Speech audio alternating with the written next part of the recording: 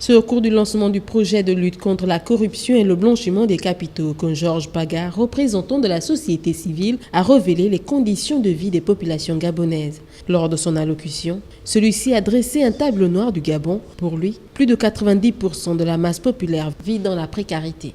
26% de la population au chômage, est-ce cela qu'on veut du Gabon?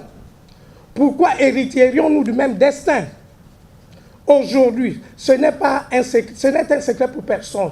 Tant cela est visible, le Gabon est en quasi-cessation de paiement au reflet des difficultés énormes qu'il éprouve à honorer ses engagements, même les plus anodins.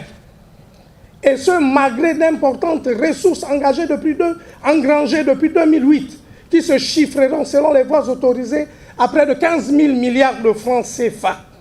La récente baisse du prix du baril du pétrole en décembre 2014, en dessous de $50 US, ne saura à elle seule justifier la crise financière sans précédent qui frappe actuellement notre pays et qui n'est pourtant pas le seul pays pétrolier de la sous-région.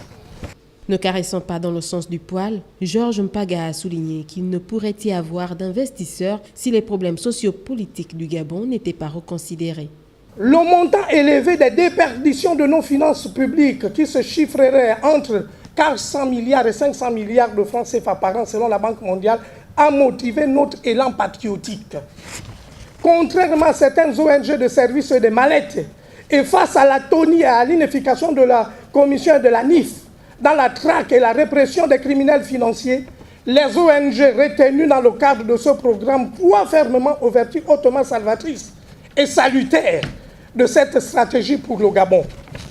Car au regard du sombre tableau économique et social actuel du pays, caractérisé par la paupérisation exponentielle de l'État et de ses populations du fait des détournements massifs de fonds publics, du pillage à grande échelle de nos richesses et de l'impunité judiciaire criarde dont jouissent de nombreux prédateurs et fossoyeurs de notre pays, cette stratégie incarne pour la société civile libre un espoir incommensurable qui pourrait sauver notre pays d'un naufrage.